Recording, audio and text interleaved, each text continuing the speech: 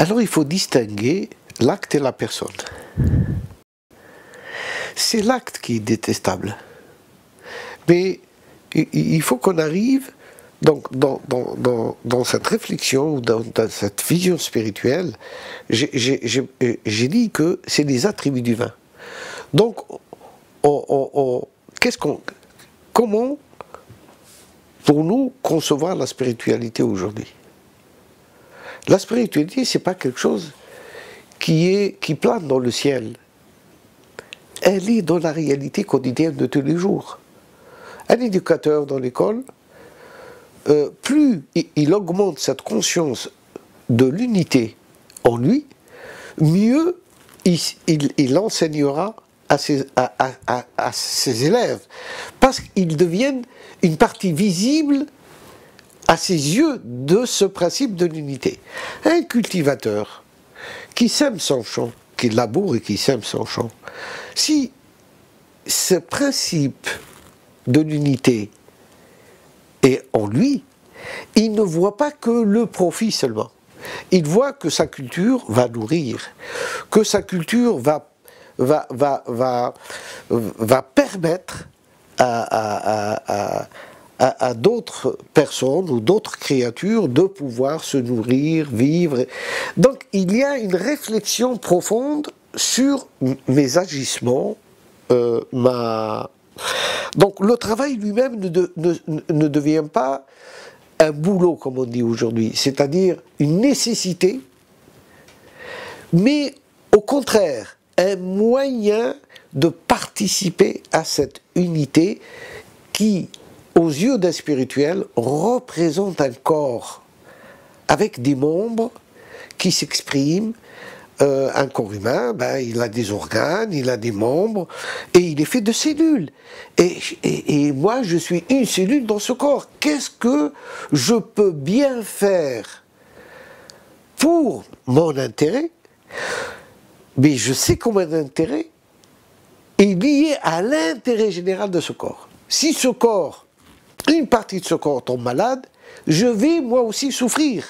Donc celui qui a un travail aujourd'hui, ou qui a les moyens financiers, ou technologiques, ou va prendre conscience qu'il est dans un principe d'unité.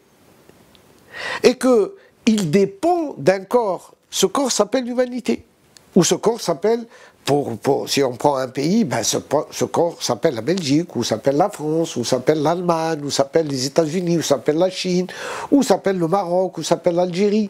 Donc j'appartiens à un corps qui n'est pas physique, bien sûr.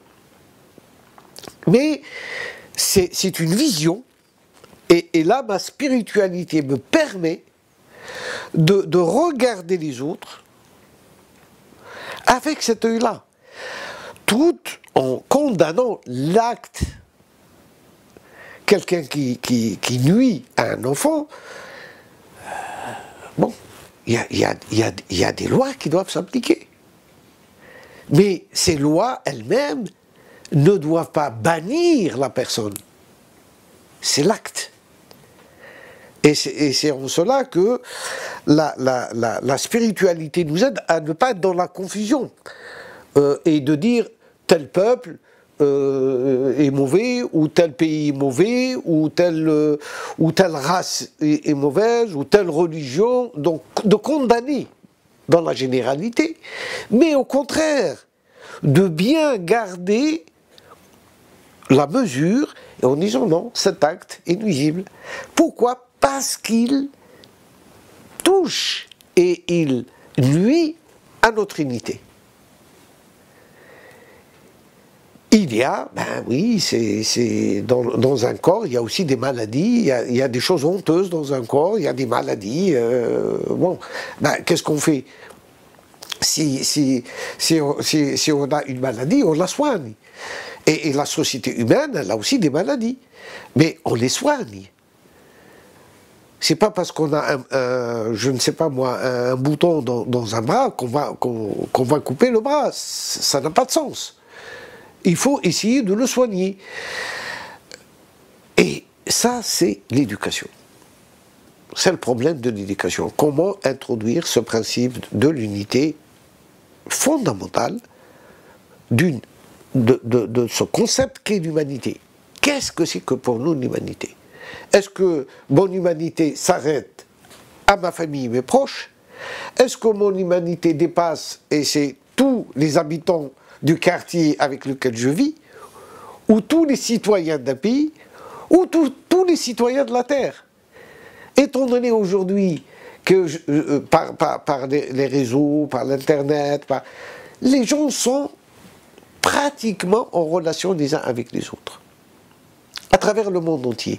Donc ils doivent avoir une conscience qui accompagne cette technologie qui a permis cette communication, de créer ces liens. Qu'est-ce que c'est que communication? C'est des liens. On l'appelle l'araignée, donc c'est une toile. C'est une toile. Cette toile, ben, c'est un réseau. Alors comment avoir la conscience au niveau de cette toile? Et c'est là que se joue la question.